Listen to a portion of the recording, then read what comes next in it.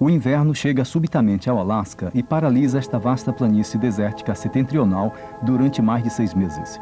Os índios aleutas chamam este lugar a Grande Terra, Alyeska. Vida selvagem.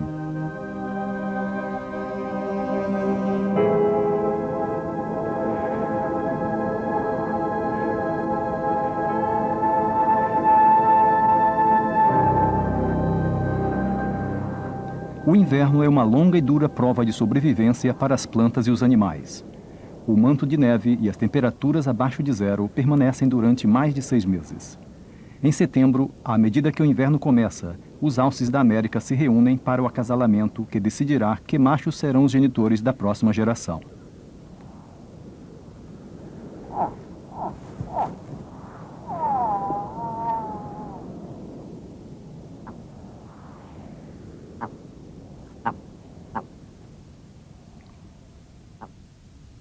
A atividade da vegetação refugiou-se eficazmente sob a terra.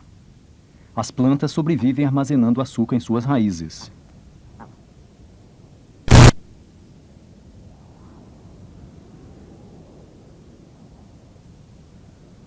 E o urso pardo delas se alimenta à medida que a neve se acumula. Uma comida de alto valor energético para seu longo sono invernal. Dentro de poucos dias, esta fêmea prenhe se retirará a seu covil subterrâneo. Um profundo sono é sua maneira de sobreviver ao inverno. Isto faz com que o consumo de suas reservas seja menor.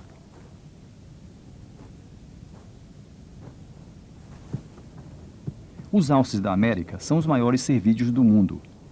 O tamanho dos chifres de um macho indica aos demais a sua categoria. Os machos velhos, mais dotados, possuem os maiores chifres, e este sinal de autoridade é respeitado pelos machos mais jovens.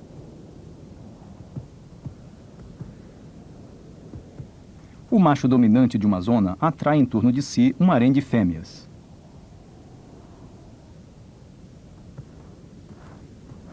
Este escava uma cova pouco profunda, na qual passa a urinar. Isto excita as fêmeas. Sua urina contém hormônios que as estimula e provavelmente ajuda a sincronizar sua função reprodutora. Até que suas fêmeas entrem no cio, deverá repelir as atenções dos demais machos.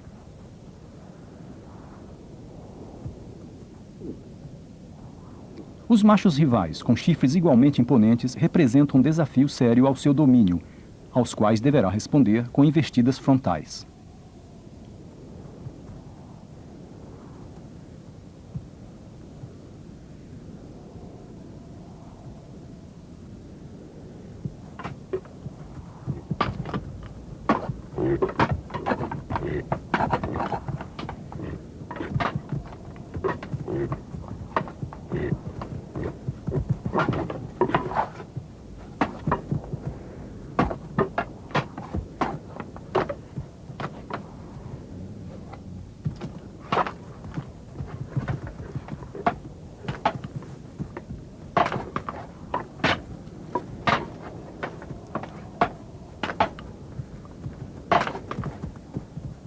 O perdedor se retira.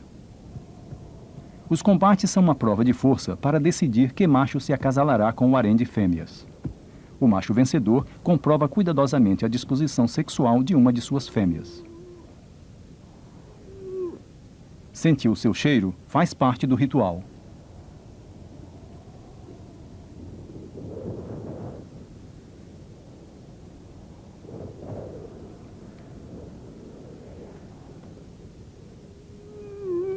A fêmea geme porque ainda não está disposta.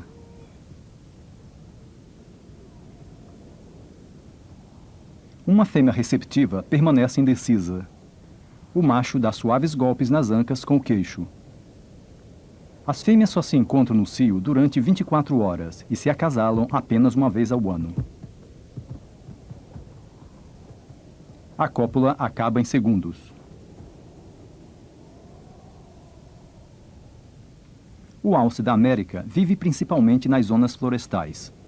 As florestas de pinheiros alvar do Alasca formam parte do vasto cinturão de coníferas chamado taiga, que cerca as regiões setentrionais do mundo. As florestas mais extensas e inalteradas da Terra e do Alasca, rodeadas por montanhas majestosas.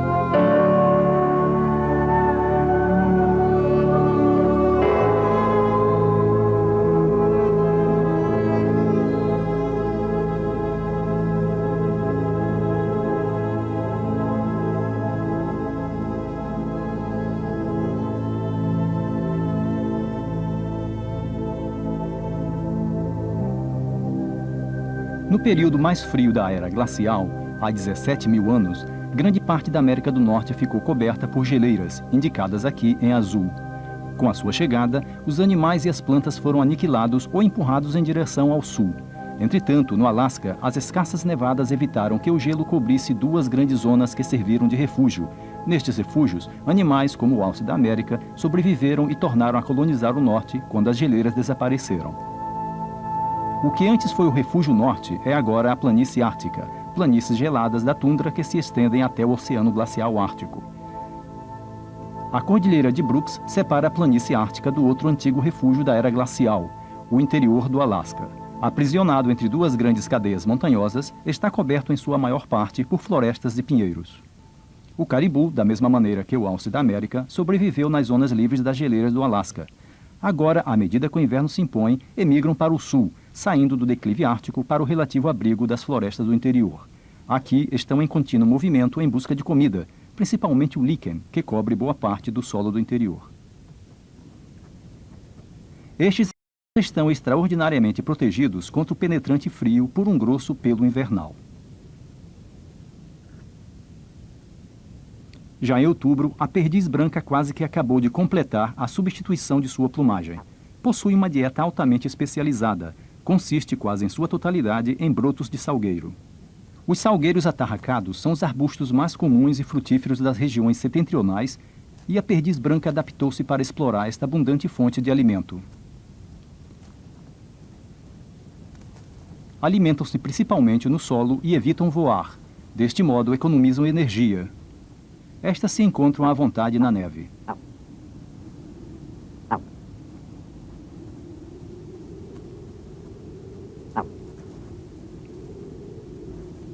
Encontram-se tão cômodas nela que chegam até mesmo a passar a noite sob a neve, protegendo-se assim contra o penetrante frio. O período de cio do alce da América terminou. As fêmeas são portadoras de uma nova vida. Para sobreviver ao inverno, o alce da América depende de sua reserva de gordura acumulada. As fêmeas têm mais probabilidade de sobreviver que os machos. Os machos dominantes, em particular, são os mais vulneráveis. Estes gastaram uma grande parte de suas reservas de gordura durante o esgotador período de acasalamento. É possível que este macho se acasale com muitas fêmeas, porém, sobreviverá ao inverno? Não tem nenhuma possibilidade de recuperar a energia perdida com esta dieta pobre, até que uma vegetação renovada esteja outra vez disponível, dentro de 8 meses, quando o longo inverno do Ártico chegar ao fim.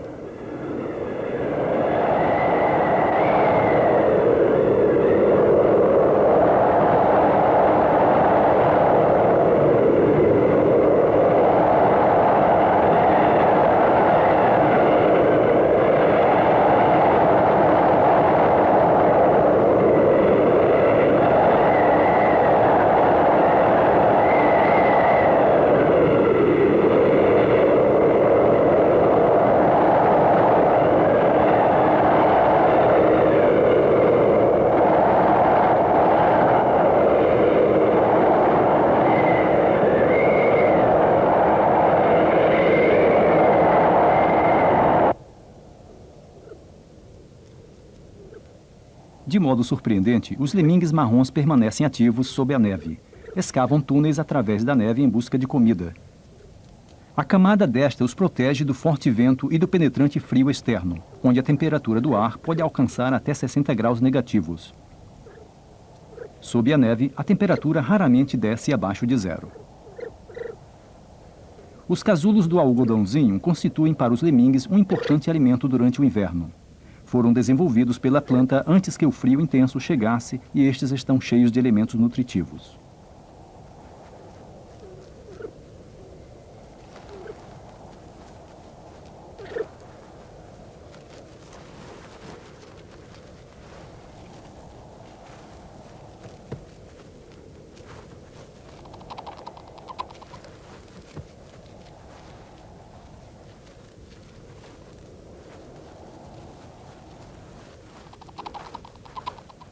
Devido à nutritiva dieta dos lemingues, estes podem não só estar ativos nesta época, como também ser um dos poucos animais que se reproduzem durante o período mais intenso do inverno ártico.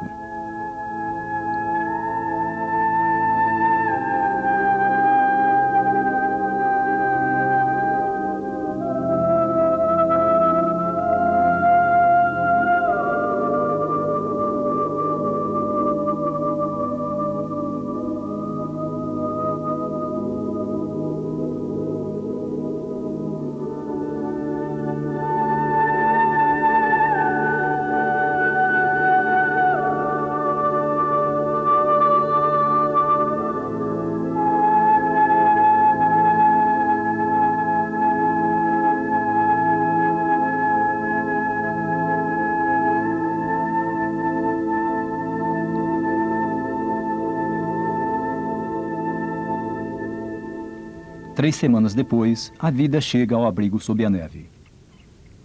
Os lemingues se reproduzem de uma maneira prolífica e a cada período de 3 a 5 anos, seu número aumenta de forma espetacular. Porém, uma explosão demográfica vem rapidamente seguida por um decréscimo da população, pois cada vez mais o escasso alimento dos lemingues não permite que eles vivam em grandes quantidades. No entanto, alguns sobrevivem e continuam criando seus filhotes sob a neve.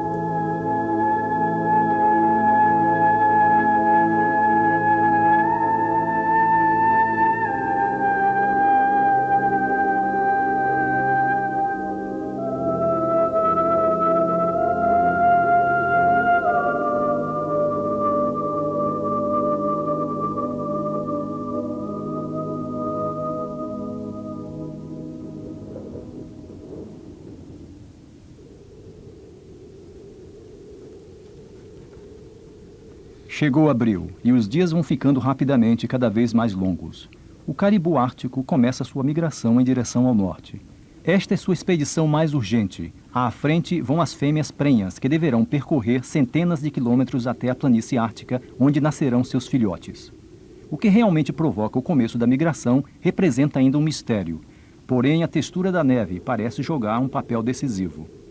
A necessidade de conservar energia significa que sua migração para o norte costuma ter início antes do degelo da primavera, que deixa a neve esponjosa e dificulta a passagem por ela. Enquanto a neve está pulverizada, o avanço fica muito mais fácil, especialmente em fila única, andando sob o rastro do animal à frente. Ao cruzar as montanhas, buscarão zonas onde o vento tenha varrido grande parte da neve, o que faz tanto a viagem como a alimentação mais fáceis. Normalmente, sua rota os leva a subir centenas de metros pela cordilheira de Brooks.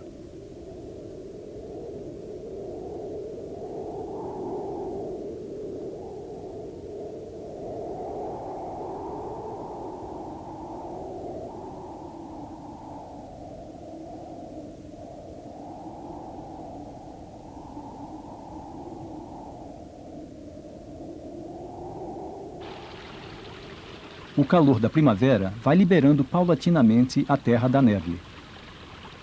Os riachos nascidos do degelo desembocam em vales e aumentam o caudal dos rios, criando uma enorme pressão em suas camadas de gelo.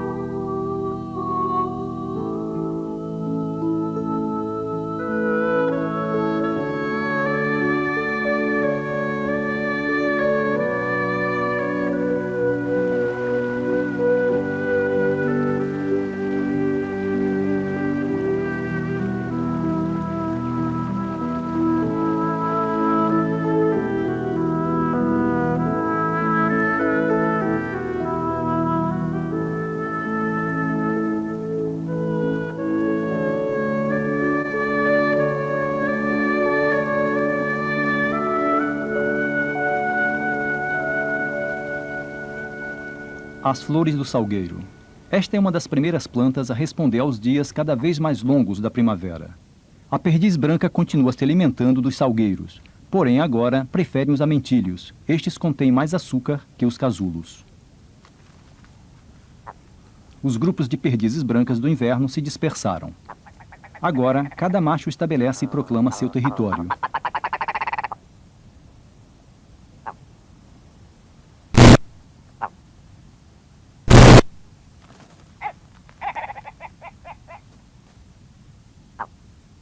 Os machos intrusos são repelidos de maneira agressiva.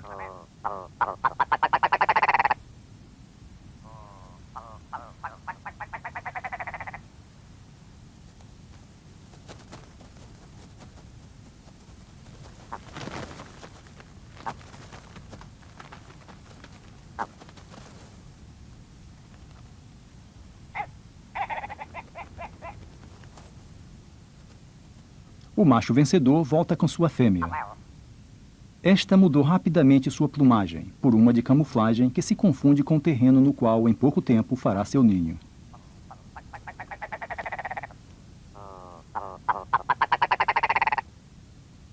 O macho permanece visível durante mais algum tempo, o que serve para divertir os rivais de sua presença. À medida que a terra se liberta do domínio do inverno, chegam os primeiros gansos.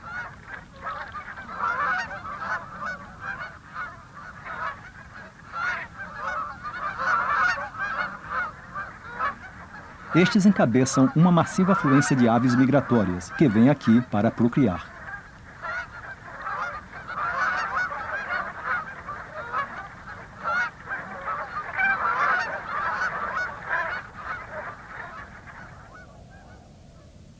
Nas montanhas, a fêmea do urso pardo saiu de seu longo sono de inverno. E com ela encontram-se 2 ursinhos de 3 meses de idade. Esta é sua primeira excursão pelo mundo, fora do covil subterrâneo onde nasceram. Sua euforia é evidente.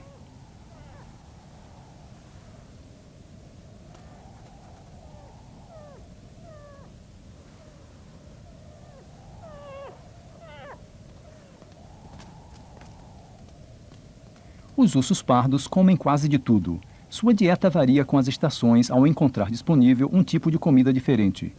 No começo da primavera, há suculentas raízes para alimentar-se, que estão cheias de energia armazenada.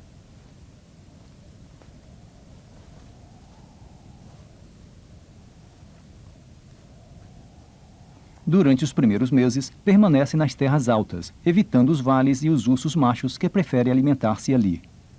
Sabe-se que alguns machos chegam a atacar e a comer os jovens ursinhos.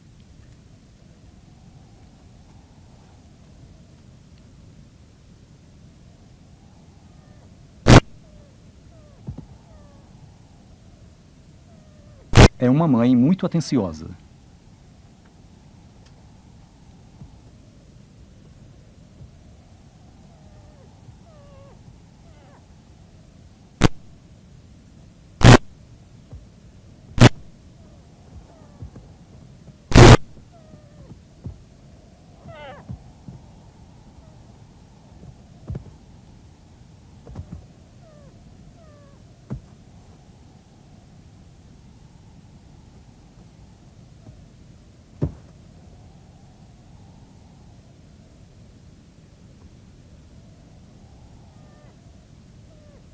As brincadeiras são geralmente um prelúdio para a lactação. A ursa amamentará seus filhotes até que estes atinjam os 2 anos de idade.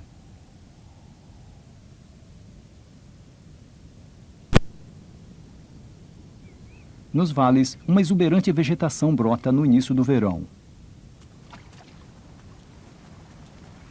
Esta fêmea de alce pariu 2 filhotes, justamente quando as novas folhas começam a abrir-se.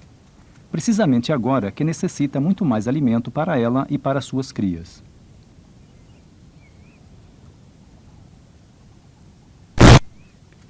Esta se alimenta, na maioria das vezes, de folhas. Porém, também comem casca de árvores. Seu conteúdo em cálcio enriquece o leite para seus filhotes. As plantas fazem a energia solar comestível. E os herbívoros, como o alce, dependem inteiramente disto. A vegetação setentrional tem uma época de crescimento curta de apenas 3 meses, e o alce teve que adaptar-se a ela.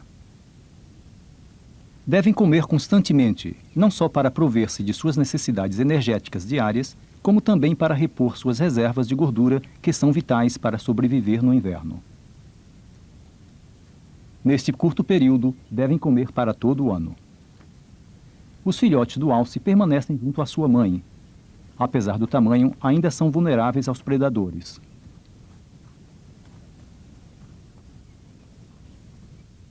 Os ursos pardos matam muitos deles. Este macho está tendo um banquete.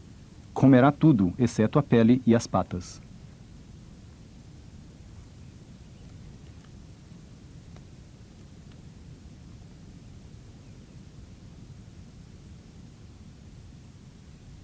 A princípios de junho, no interior, o verão está já muito avançado, porém mais ao norte ainda não começou.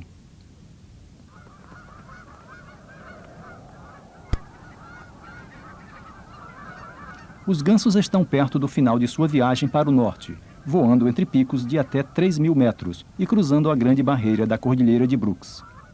Com seus 1.000 quilômetros de comprimento e 75 de largura, esta separa o interior do Alasca da planície ártica.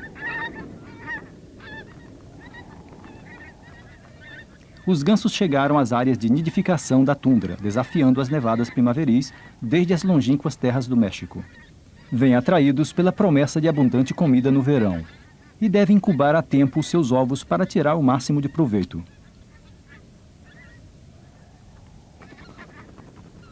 Os gansos se acasalam durante a viagem a fim de que as fêmeas estejam prontas para pôr seus ovos na semana de sua chegada, porém tudo está regido pelo imprevisível tempo. Enquanto houver neve no solo, a fêmea não pode fazer ninho. Quanto mais tempo tiver que esperar, menos ovos porá. Em um ano ruim, é possível que não ponha nenhum ovo.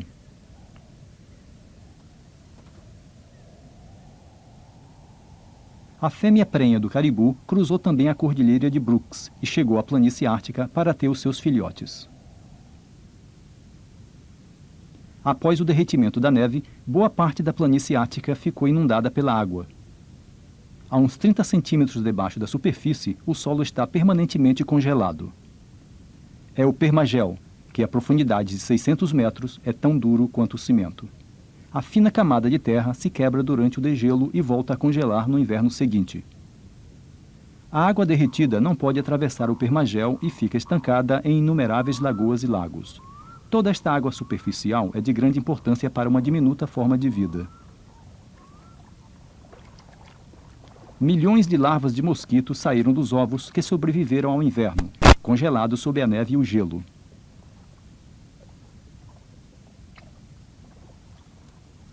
Embora sejam individualmente pequenos, coletivamente causam um imponente impacto sobre a vida da tundra.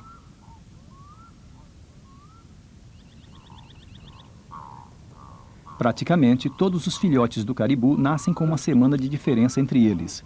São amamentados com leite mais nutritivo que qualquer um produzido por qualquer outro mamífero terrestre e crescem extraordinariamente depressa. Em apenas alguns dias, já são capazes de acompanhar suas mães em sua viagem até as ricas zonas de pastagens do verão na planície ártica. Os machos viajam separados das fêmeas.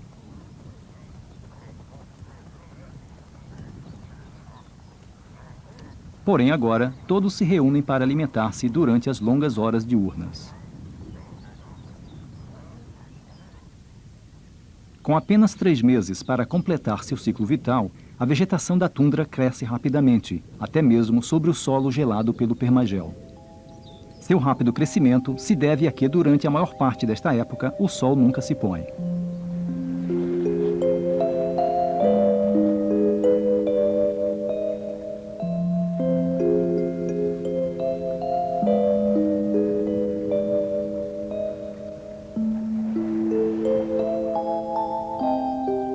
Ao longo de todo o inverno, as raízes retiveram provisões de nutrientes. Agora as transferem para suas folhas e flores. A tundra se converte em um tapete de plantas novas e nutritivas que constituem uma atração para um enorme número de caribus.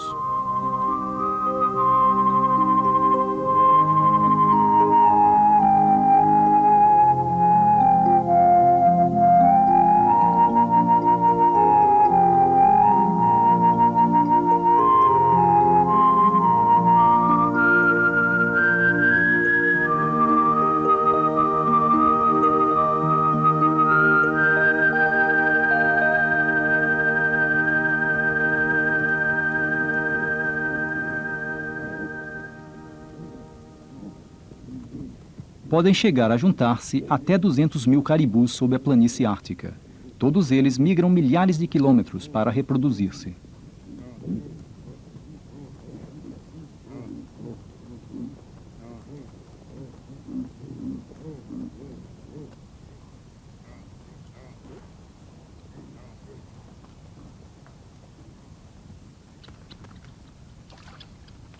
Quando fazem seus ninhos a céu aberto na tundra, os falaropos têm que ocultar-se bem dos predadores. O ninho deste falaropo do norte está escondido dentro de um espesso monte de vegetação.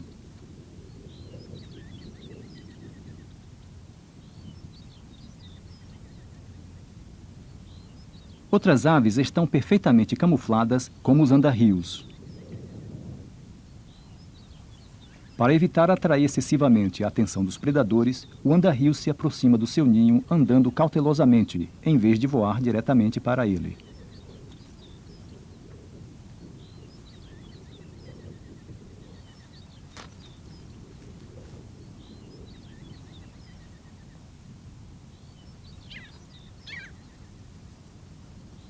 Perto, um págalo do Ártico pousa sobre o seu ninho. Os págalos se alimentam principalmente de ovos e filhotes de outras aves. São audazes e consumados predadores da tundra. Em um caloroso dia de finais de junho, nas lagoas de toda a tundra, os mosquitos começam a abrir caminho através da superfície da água. A planície ártica se converte em um imenso criadouro de mosquitos.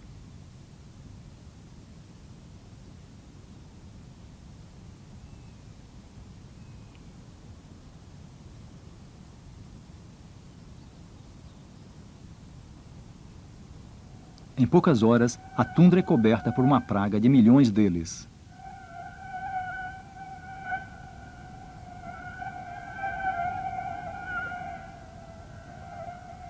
À medida que os mosquitos levantam voo, milhares de filhotes de aves pernaltas saem simultaneamente de seus ovos. Sua reprodução está perfeitamente sincronizada para que os filhotes saiam justamente quando aparecem os primeiros enxames de insetos adultos.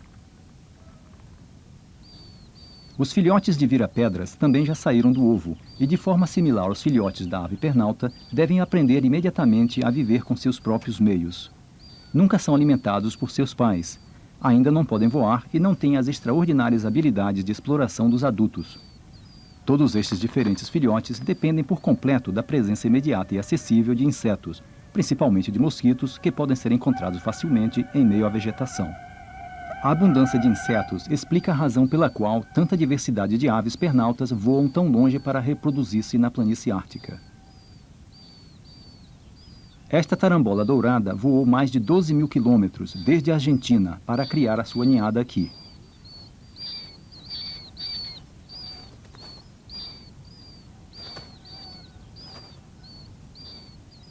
Enquanto seus filhotes estão perambulando em busca de comida, são vulneráveis aos predadores, como o págalo do Ártico. Os machos caçam para suas companheiras e para os filhotes recém-saídos do ovo. Quando volta ao ninho, este regurgita a presa inteira.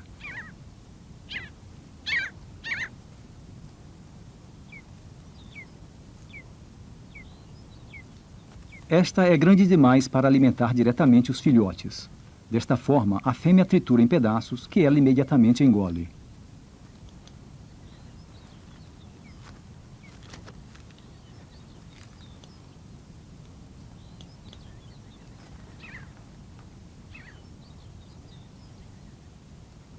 Depois, a fêmea regurgitará os pedaços, já meio digeridos, sempre que o filhote tenha fome.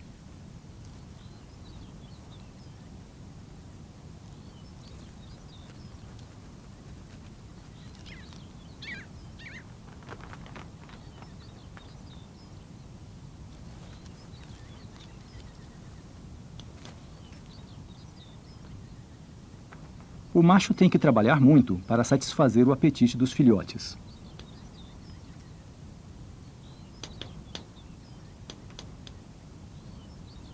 Comer é também uma tarefa árdua.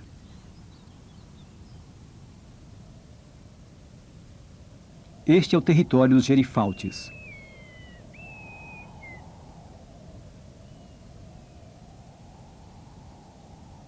Estes fazem seus ninhos nos penhascos da planície da tundra.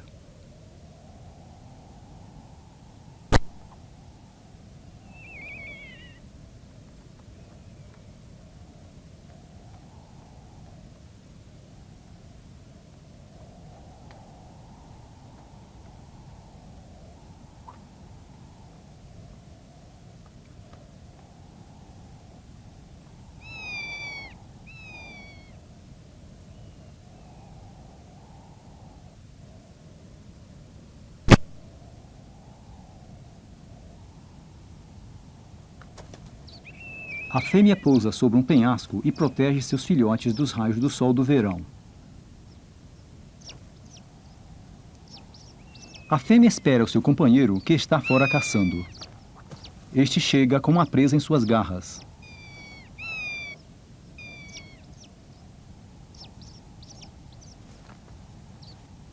Deixa a companheira ali e retoma a caçada. A fêmea distribui a presa entre os filhotes. Algumas vezes, os gerifaltes brancos pegam filhotes de outras aves, mas geralmente caçam lemingues e companhões.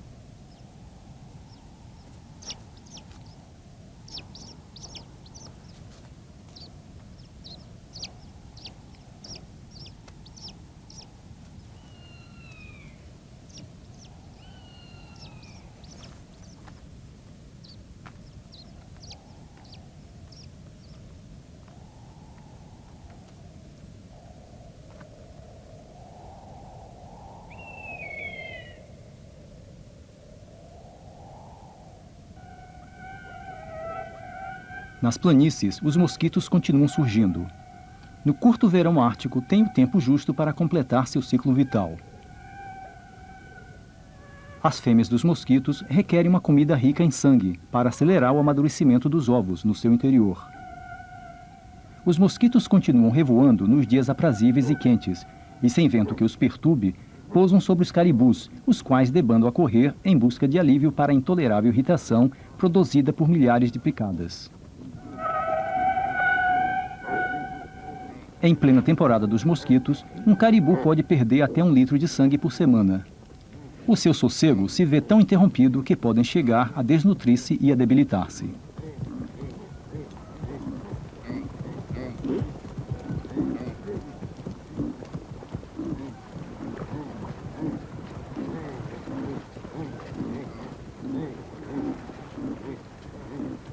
Os mosquitos empurram o caribu até a margem do Oceano Glacial Ártico.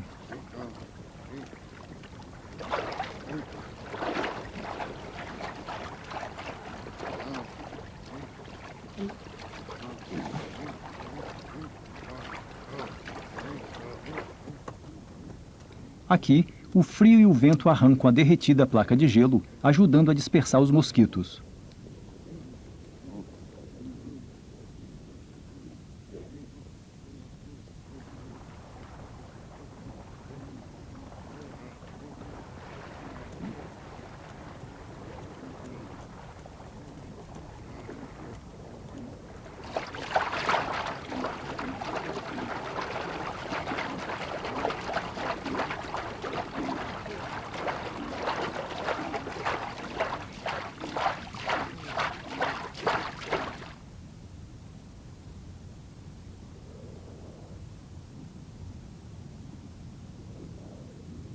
Em casos extremos, o caribu decide entrar no mar em busca de alívio.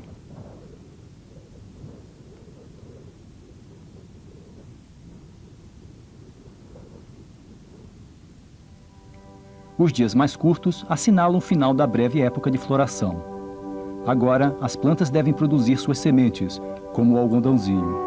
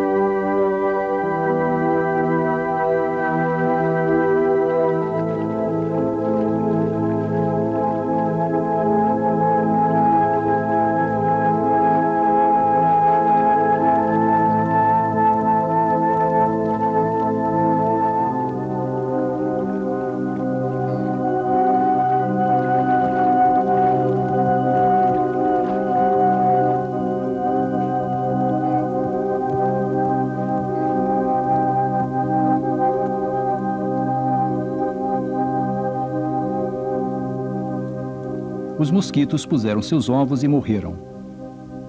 Agora os caribus estão livres para distanciar-se da costa e dispersar-se pelas ricas pastagens. No agora mais fresco mês de agosto, devem alimentar-se sem cessar, a fim de repor suas forças para as viagens do outono e para acumular gordura e sobreviver desta forma o próximo inverno.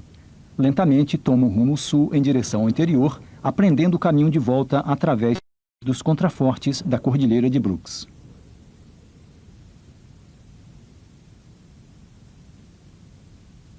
Com a chegada do outono à planície ártica, a maioria dos animais já partiu. O verde do verão desaparece à medida que as plantas retiram os elementos nutritivos das folhas e os armazenam nas raízes. A tundra recebe uma cor avermelhada. O tempo piora rapidamente na planície ártica. As nuvens e a bruma glacial se amontoam na Cordilheira de Brooks.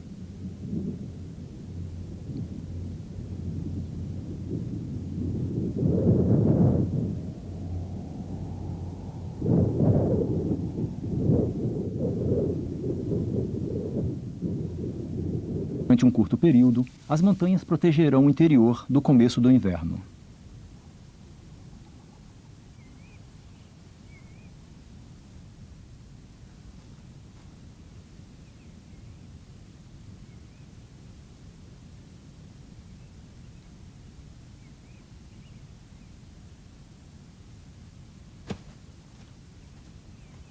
No final do verão, os esquilos voadores se alimentam principalmente de fungos.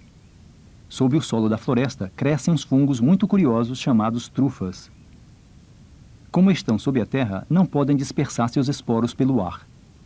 No entanto, emanam um aroma inconfundível, irresistível para o esquilo voador. As trufas constituem uma grande parte da sua dieta nesta época do ano. O esquilo digere a polpa da trufa e depois elimina os esporos.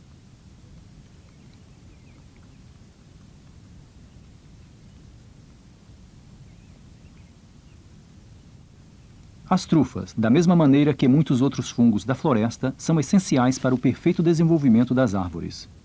A extraordinária habilidade de planar do esquilo voador garante que os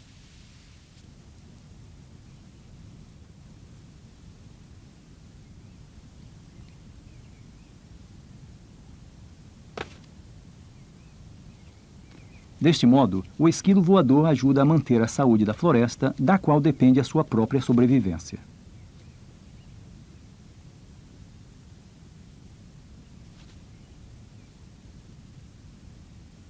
Em setembro, os chifres do macho do alce da América já estão constituídos de osso e durante a capa de pele aveludada. Os chifres acabam de crescer, a pele cai em pedaços ou o próprio animal a elimina.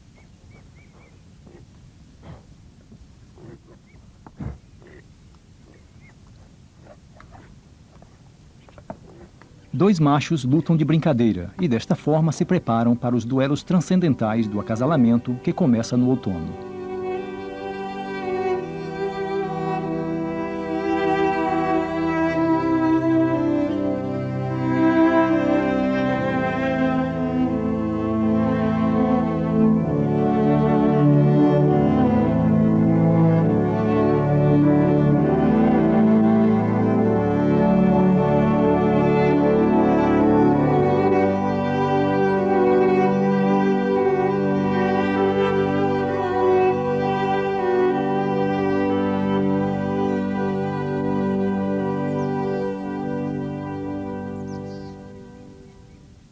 Por estranho que pareça, a hibernação é praticamente desconhecida no Ártico. Faz demasiado frio, o que implica que os animais que permanecem ativos no inverno devem armazenar suficiente comida para passar esta estação. O esquilo vermelho realiza esta operação com urgência febril.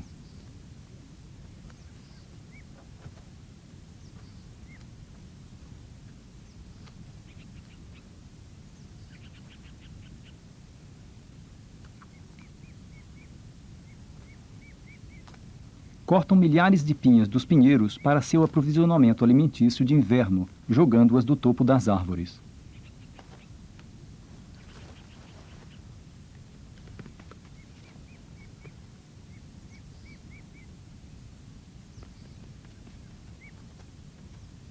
As pinhas estão cheias de sementes maduras e são empilhadas em uma rede de câmaras subterrâneas onde vivem os esquilos durante o inverno.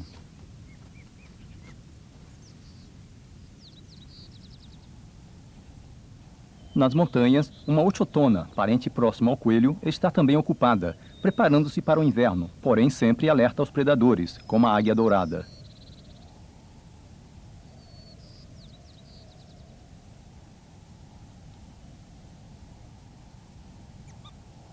Uma vez passado o perigo, a ochotona pode continuar a cortar suas ervas.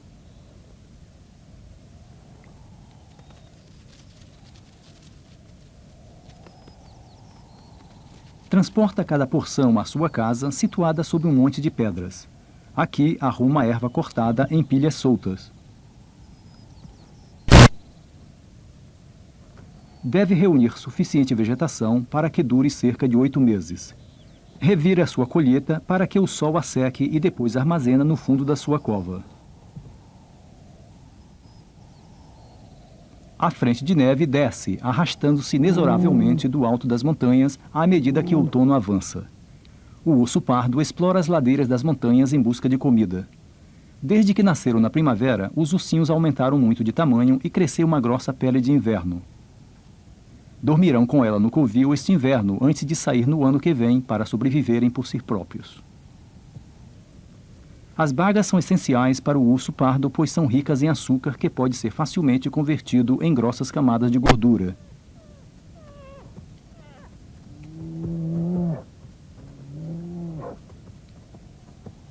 Isto proporciona a energia que os ursos pardos necessitam para manter-se aquecidos durante seu longo sono de inverno.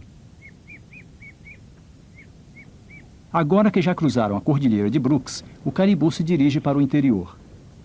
As grandes manadas estivais se dispersaram, estendendo-se por amplas zonas à medida que os animais se adentram de volta aos seus territórios de inverno. São excelentes nadadores e cruzam facilmente os rios que encontram em seu caminho.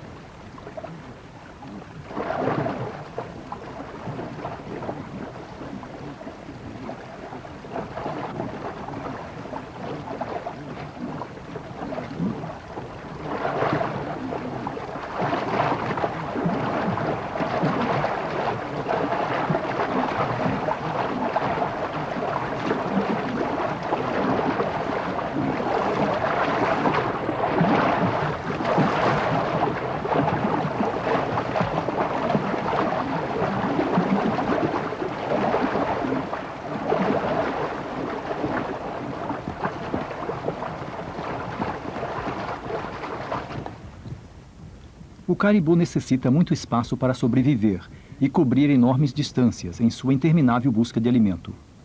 As manadas do Ártico recorrem milhares de quilômetros quadrados todos os anos. A conservação da planície desértica do Alasca se reflete na vitalidade destas manadas. O inverno as acompanha ao sul. A temperatura baixa rapidamente. Finas lâminas de gelo no rio indicam que as geadas não estão longe.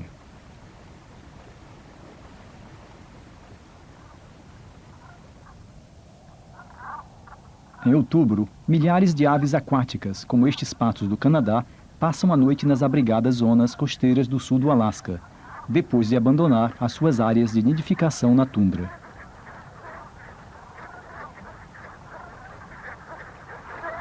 Uma boa parte dos gansos, patos e aves pernaltas se reproduz no Ártico.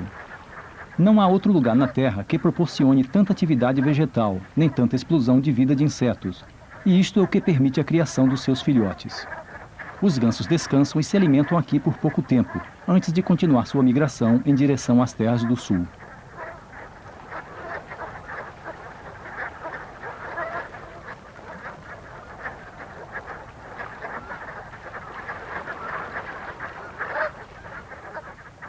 Atualmente, cerca de 1/4 milhão de quilômetros quadrados do estado de Alasca, juntamente com seus vastos recursos naturais, estão protegidos pelas leis do meio ambiente de maior alcance jamais promulgadas pelo Congresso dos Estados Unidos. Reconhece-se que o Alasca representa a última oportunidade para os Estados Unidos protegerem ambientes naturais intactos em grande escala. Porém, apesar desta legislação, o Alasca é submetido a uma crescente pressão para a exploração dos seus recursos naturais. Esperemos que o mesmo espírito de previdência que motivou estas leis para proteger cerca de 40% deste estado garanta que qualquer exploração futura preserve uma das últimas grandes planícies desérticas setentrionais.